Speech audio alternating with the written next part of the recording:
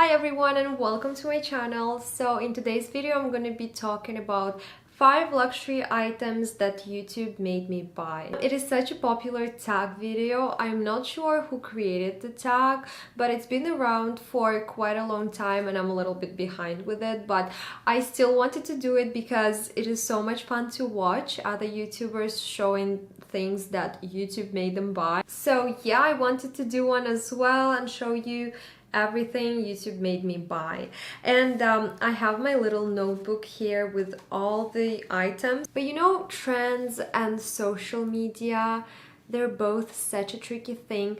They make you fall in love with the items and then you're like becoming obsessed with a particular item. You want to get it because everyone around you has it, or everyone on social media, on YouTube or Instagram has it, so you too have to have this item, and so you finally buy it, but then unfortunately you're like, I think I rushed here a little bit. So I've got this with some of the items, but the others I just absolutely love, and I'm very grateful for the whole YouTube luxury community for opening my eyes on some things that I would never consider buying myself.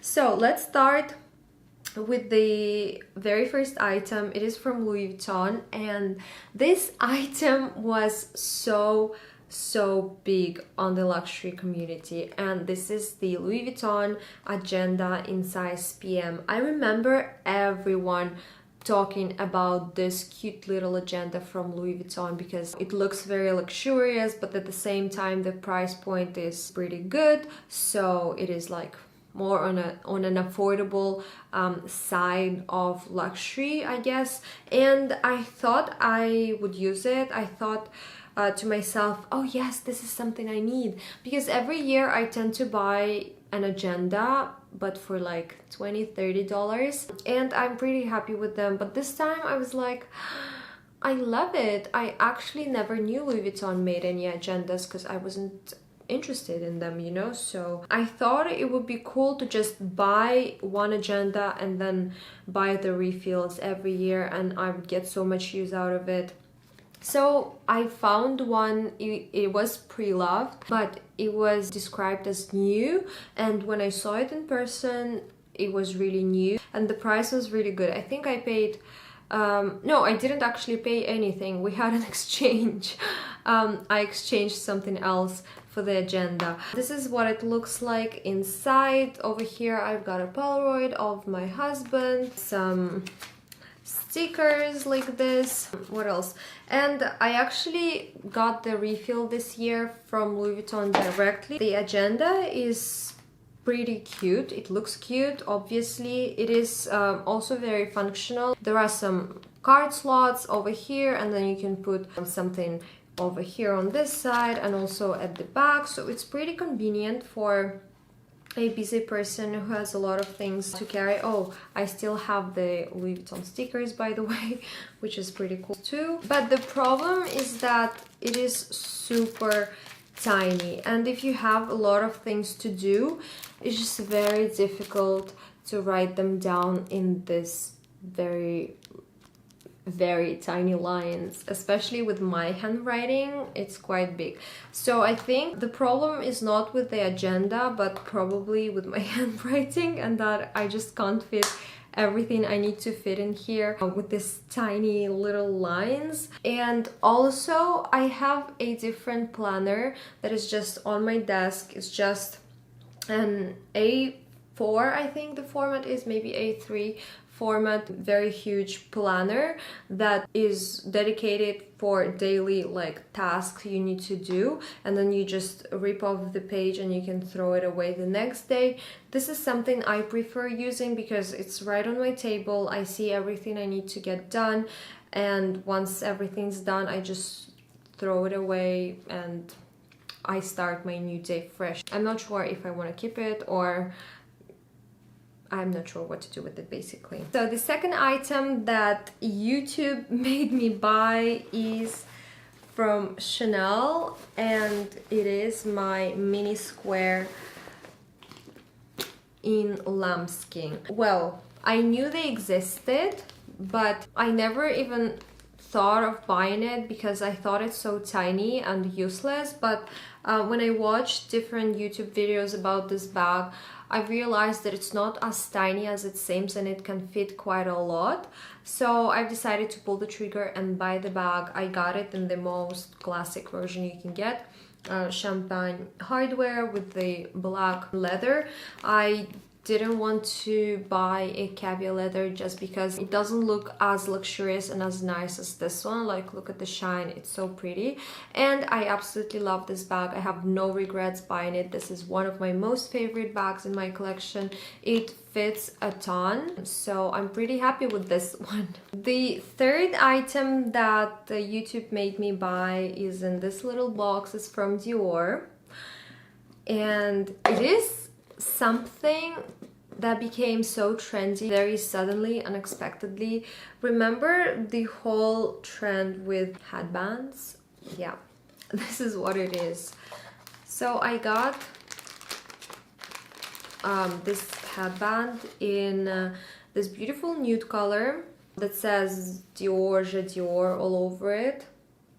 I actually did an unboxing of it when I just purchased it. I think it was back in spring, and someone even commented that it looks like a band-aid, and honestly, yeah, it kind of does, especially with this color. But my problem is that it doesn't really fit me well. Like, it doesn't look good on me. I don't know why, but every time I feel like my ears are too big or my head is too big. I don't know what the problem is, but I don't feel good wearing it. It is not comfortable because it keeps like falling off my head at the back. It just wouldn't stay there on my head, you know? So I have to fix it all the time, and it gets to the point when I'm just so mad at this little thing, so I don't want to wear it anymore. Like, right now I realize that it was such a dumb purchase because I never really needed this. This is just an elastic band that retails for almost 200 Swiss francs. And on top of that, I bought the boots to match the stupid headband. And guess what? I don't wear the boots either because they're also in this color and suede leather. What a dumb purchase. And also they're boots with holes. So I'm not really sure when to wear them. During summer, it's too hot to wear anything closed, but they have holes, but they're still closed and they look very hot. So I never wore them during summer, only once for a photo shoot. And during fall, I guess it's a little bit too cold because they have holes inside, and also it rains all the time, and they're in beige suede. Like, I don't understand them. They're just there in my closet along with this one.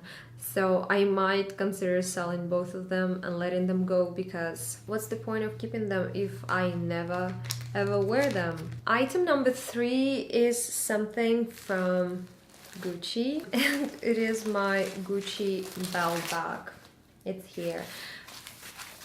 Oh, and this is the belt itself. When I ordered it, it came with this protective plastic, so I've decided to keep it and just store the belt inside of it. So here's the belt.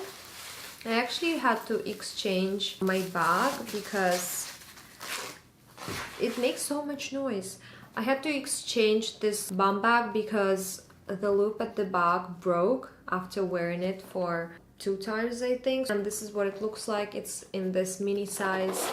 I used to like it a lot. It was such a big trend back then. I think it was last summer. Yes, it was probably last summer when I got this fanny pack. But problem number 1, I don't like that it was attached to my waist all the time, because imagine putting your things inside, like a phone, a mini wallet, something else like a lipstick. It doesn't fit a lot of things, to be honest. It was just my phone, a very slim card holder, like a very tiny one, or even no card holder. I just put my cards inside this little slot in here, and what else, and maybe a lipstick, and that's it. That everything this mini bag could fit, and it was really heavy to carry it on my waist, and my back would hurt really bad. I know like it's not that heavy, but once you put a phone and something else inside of it, it gets pretty heavy, and it wasn't pleasant to wear it at all. So I've stopped wearing it, and I think it's been almost a year. I'm not quite sure what I'm gonna do with it. Keep it or sell it, not really sure, we'll see. But in the meantime, this is something I enjoyed for a very short period of time, probably a couple of months, 2 maybe 3 months, until it broke and I had to exchange it, and now I no longer use it. So yeah, was it a bad purchase? Maybe, but I still enjoyed it at the time, so it's okay. And the fifth piece that YouTube made me buy is my Louis Vuitton Pochette Métis in reverse monogram, and I think the first time I saw it was on Jerusha Couture's channel. I loved it so much when I first saw it. The funny thing is that about I think it was about 3 years ago, I went on a trip to Barcelona with my girlfriends, and one of them was looking for this bag but in black leather. Yes, she was so desperate to find it because she wanted to gift it to her mom as a present, as a birthday gift. And then we found it. I looked at the bag and I was like, this is such a weird messenger bag. That was my first sort of impression about this bag. But then I saw it on Jerusha Couture's channel and I loved it because, I don't know, she had so many good things to say about this bag and I just loved the look of it. But the one she had, I think it was all monogram. And then I started to get very curious. I wanted to see which other colors they had, and I saw the reverse one and it was love at first sight because, I don't know, it is a perfection. This was something different because, as you may know, I'm not a big fan of Louis Vuitton monogram, like the LV monogram, like